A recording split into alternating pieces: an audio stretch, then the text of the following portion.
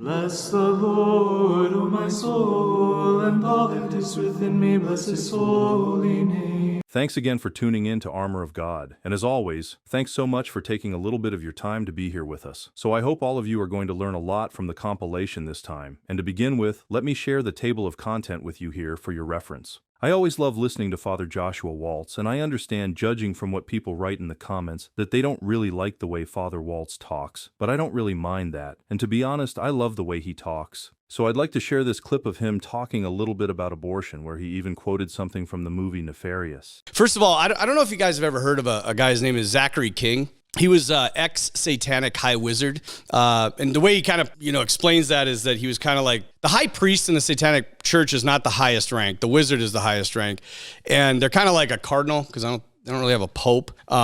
But he talks about the ritual that they would use, and the ritual that they would use is they would always use abortion. So the movie Nefarious captures this really well. There's a great line. I mean, there's a lot of great lines in this movie. If you haven't seen it, you gotta go see it. It's an amazing catechesis on the demonic and how the devil works and how we're just falling hook, line, and sinker into this thing. But anyway, so he's arguing with the demon about the demonic plan, right? About how they're trying to destroy us. And he says this, he says, so that's it? That's your entire plan? Not to make something of your own, but just to destroy us? And Nefarious, the demon, responds, he says, no, our plan is to hurt him, to punish him. And we do that by destroying what he loves, which is you. Now, if you think about this, if the devil's attack, he can't attack God, so he's got to attack God's creation, right? And so he attacks us. We're the pinnacle of creation. And the best way to come at us is to attack that which is most innocent, most vulnerable, and most in need of love. That thing is the pinnacle of what the demonic hates. And it's the pinnacle of what God loves. And so this Zachary King, he talked about how in these rites, these rituals of the satanic church, that they would have abortions as part of the rite. Right? Sure, there's desecration of the Eucharist and all this other stuff, but when they wanted a favor from Satan, they kind of gave him a favor. And so when he wanted to cast big spells, all this stuff, and major things to happen, and you can watch his whole testimony, major things do happen, they would use an abortion. But this is not something new, you guys. This whole thing about abortion in the modern day and age, it goes back so far. I mean, like if you look at the demon, the archdemon Moloch, right? This was around like the Bronze Age. It was like 3000 BC. And this was when human sacrifice was in full effect, right? He was a Canaanite god.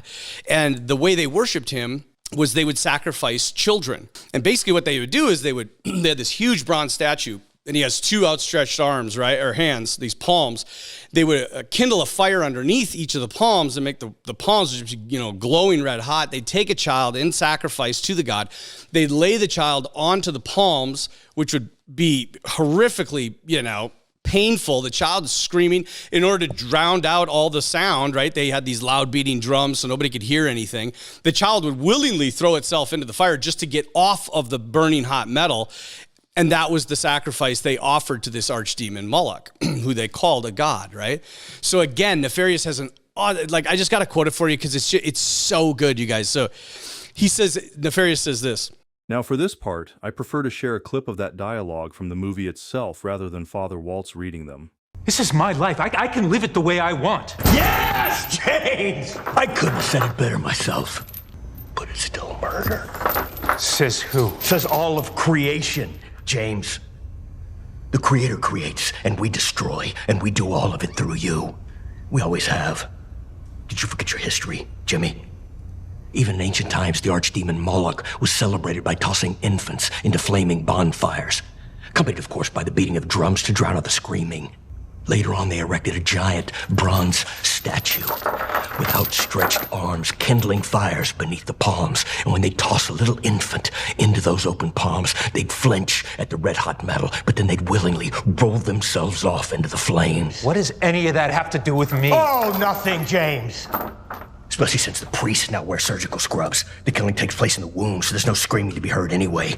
And the remains are tossed into gas-fired crematoriums. No, James, no. There's no parallel whatsoever to you. Can you imagine the agony the carpenter feels when we rip a child to pieces inside its own mother's womb. Because that's what we do, James. You and us. We do that together. It is just chilling. You know, when you hear about the archdemon Moloch and this horrific human sacrifice of infants, and you're like, that is just an abomination. The fact is, we've made it worse, you guys. We've made it worse. Now we're doing it right inside the womb. It used to be that the demonic was kind of in the shadows. Now, he's out wide open for everyone to see, and seemingly nobody cares. Everybody's just following suit. And so the encouragement is to see it for what it is. It's a murder of a child. It's an abomination to God. And above all, it hurts him. And we talk about the women's rights and all these things about the woman. Yes, women are great and they have rights. Nobody's talking about the rights of the child. Nobody. That child didn't choose to come into existence. That child has rights too. And so you and I, what we need to do is fight this with everything we got. And realize that we're not fighting against the human rulers of this world. Forget that. As Paul says, we're fighting against principalities and powers. We're fighting against the demonic itself. And so fight strong, fight hard, and don't give up. And talking about abortion and the Satanic Temple, I did share a clip of my interview with Father Iannuzzi before, including one of the things that we can do to fight the powers of darkness. Listen to this. Temple of Satan, also known as the Satanic Temple that began in 2012, is not the same as the Church of Satan. Okay, rather it's something that's recognized by the IRS, and this Satanic Temple uses the religious rights tactics against the church, against religion, Christian religion. For example, in Oklahoma State, when the Ten Commandments monument was erected in 2012, the temple submitted an application to put a 7-foot-tall statue of Satan as Baphomet, a goat-headed figure with horns, right next to the Ten Commandments, to mock the Ten Commandments. So this is what they do. They go out of their way using the law, using the IRS, to mock and stop Christianity. And they're still doing it. And they did it in Florida recently, in Osceola County, by stopping, I believe it was a chaplaincy role in the school. So what are Catholics to do in the face of this outpouring of the greatest evil in human history that was foretold by Pope Leo XIII in his mission? That was foretold by St. John's Gospel. St. John's Book of Revelation, where he talks about the unbreaking of the seals and the outpouring of evil and the Luciferian mark being imposed and so on and so forth. We are to, number one, pray. Now, when the Blessed Mother asks us to pray 3 hours a day in these end times specifically, she doesn't mean be on your knees 3 hours a day. She means be recollected. Have an awareness of the presence of Christ 3 hours a day. He's in you from baptism and from confirmation, from your last communion, from your confession. He's in you by grace. So having that awareness of Christ being with you in a recollected state is praying 3 hours a day. That includes the rosary, going to mass, going to confession, walking through the park and enjoying and adoring God's creations, adoring the God of creation through creatures. Even a conversation that's religious or helpful, that's a prayer. Sewing, which some of the saints did, or working in the garden or playing music, this could be a prayer as well. It depends upon the disposition of our soul when we're doing these things. So number one, the first way to combat evil in these end times is through prayer. Prayer disables Satan, even the temple of Satan. The worst thing to the temple of Satan is the sacrifice of the Mass. That's the highest form of Catholic prayer. So people could specifically organize, why don't they? Perhaps this talk can inspire them to do so. A movement where they have each family take turns offering up one Mass a day throughout the world, 365 days a year, specifically against the temple of Satan and their effort to undermine the Catholic and Christian churches. The highest form of the Mass is the sacrifice of the unbloodied Lamb, who has no more blood in heaven. He shed his blood once and for all. And every time the Mass is offered, it's in an unbloodied manner, in expiation for and to stop all that which comes from Lucifer, meaning all sin. It expiates all sin, and it stops all evil thrusts and attempts against the Christian faith.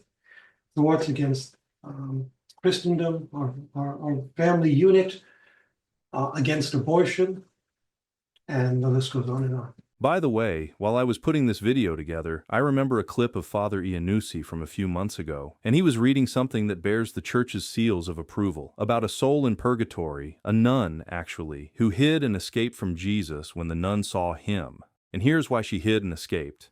She said, "The righteousness of God's justice. God has sealed on my forehead confusion and such fear of his presence that I am forced to flee him. I act against my own will. For while I am consumed with longing to be with God, another sorrow overwhelms me and I escape him. I flee him. O God, seeing him and fleeing from him are mortal and inexpressible pains I endure in purgatory.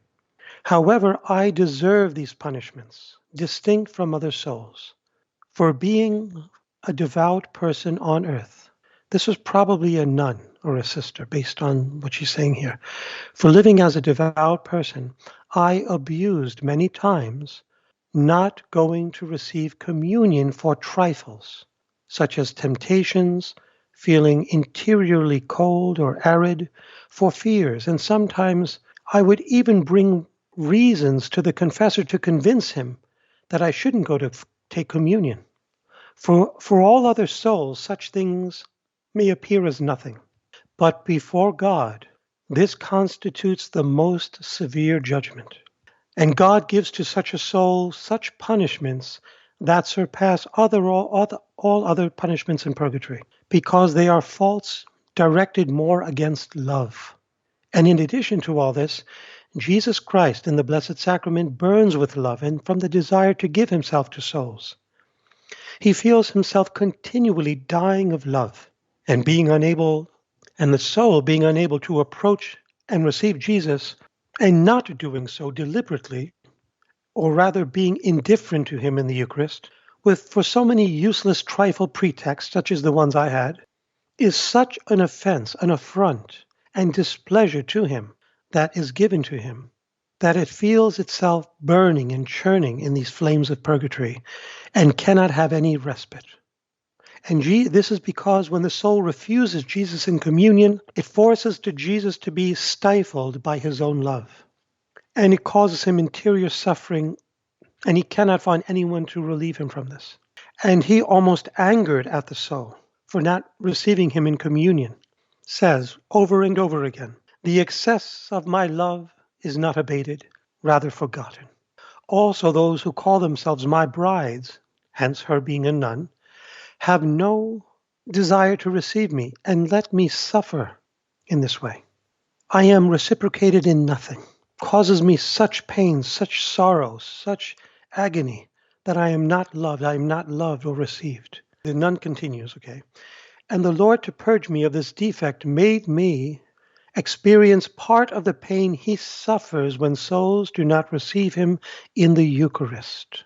It is a pain, it is a grievance, it is a liquid fire that compares with the same fire of purgatory can be said nothing." In other words, she's saying the fire that we know on earth of the most intense heat is a pale shadow of this liquid interior fire that burns without stopping in the soul in purgatory for these offenses of it refusing to receive Jesus in the Eucharist when it could have. Whereas on earth, many consider it as nothing when we skip Holy Communion. Now, why does God place so much importance and emphasis on receiving him in the Eucharist? And why does he say it causes him so much agony when we don't, when we could? Because of John's Gospel. "Unless you eat the flesh of the Son of Man and drink his blood, you have no life." St. Paul urges us to examine ourselves before we receive the body and blood of Christ. So the idea is never to neglect Holy Communion. Always approach him in the state of grace. To go as often as you can. Certainly you're not obliged to go daily, but you are every Sunday, once a week. I do Mass every day, but that's a personal commitment I made to the Lord one-on-one. You know, in the subject that I'm covering here on this channel, all that videos that cover the topic of angels and demons, haunted houses, people doing occult stuff, and whatever it is they're doing. And quite often enough, YouTube pick up on that and start to recommend other channels that cover similar subjects. However, unlike this channel where I cover these things and always share them accompanied by what the priests are saying on the whole thing, those channels that YouTube recommends to me are basically for those horror paranormal enthusiasts. But then, it shows that my approach in some ways are working. Because one of the people that I want to reach out to are those people. Just that like one day one. a call came in for a house infestation. So what does that mean?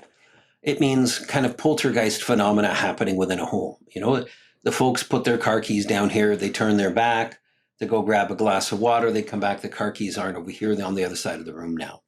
Things disappearing maliciously.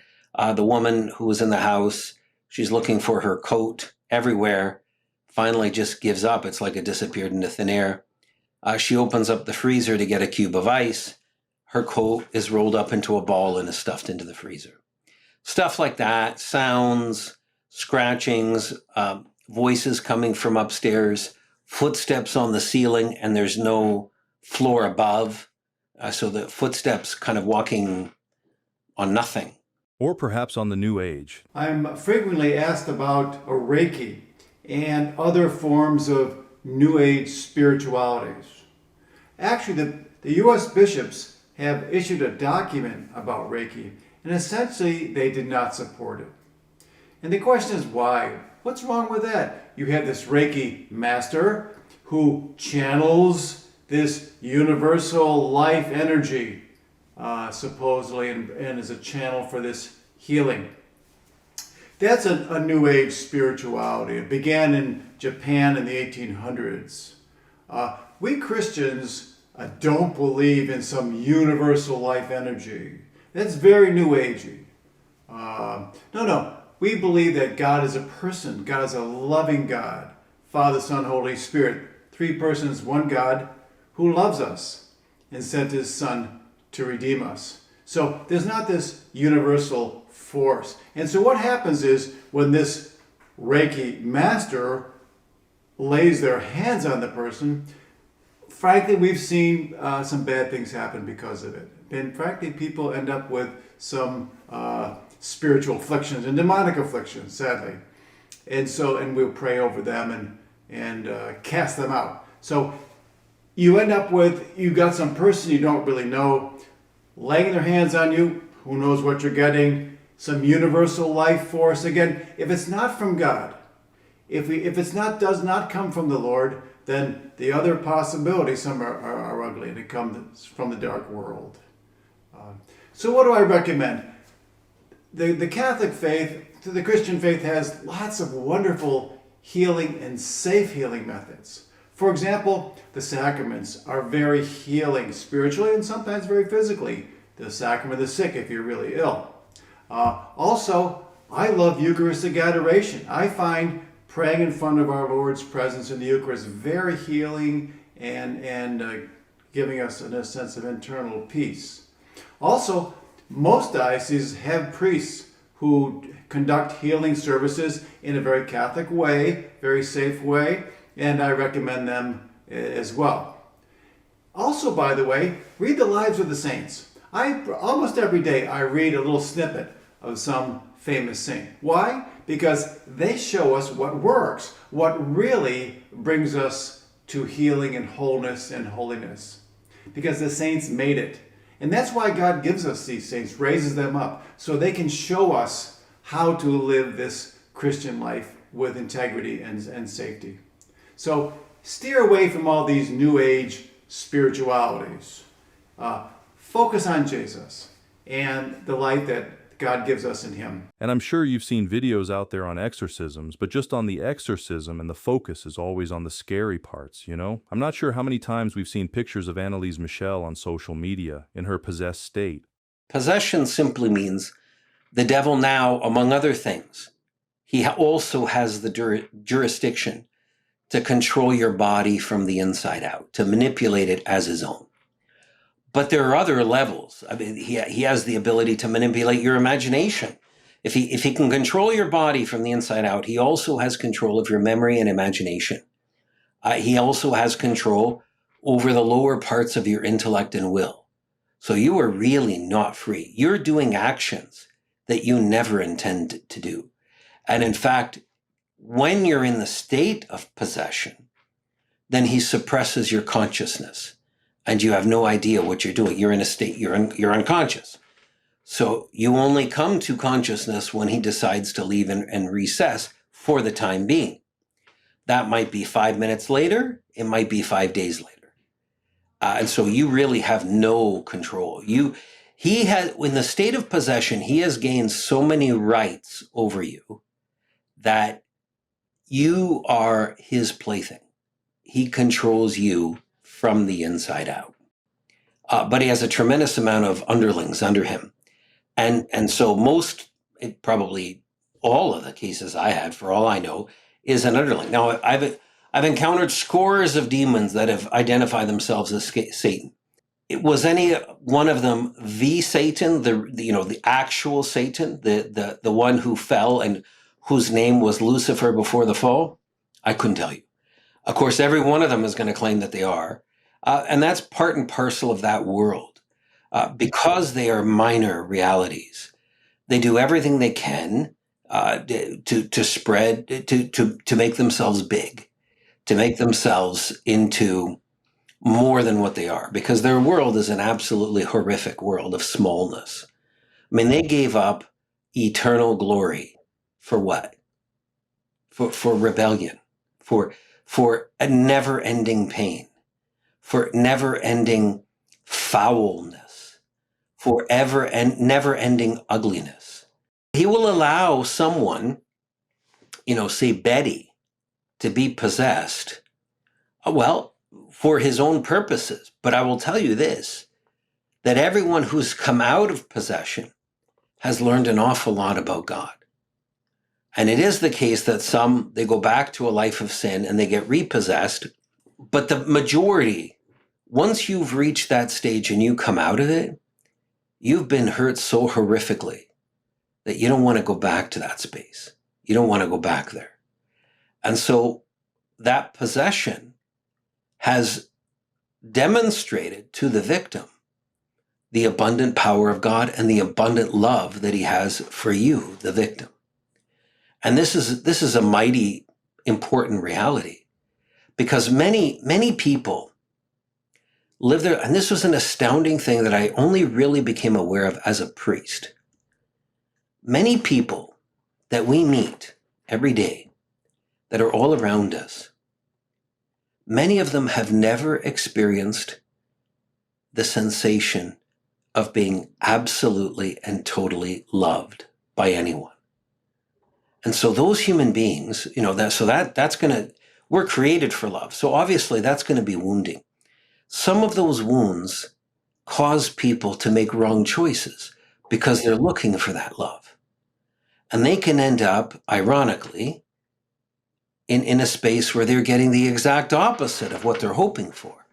And through that, through engaging in a transgression, a moral transgression, or all of a sudden, you've been taken over by a demon.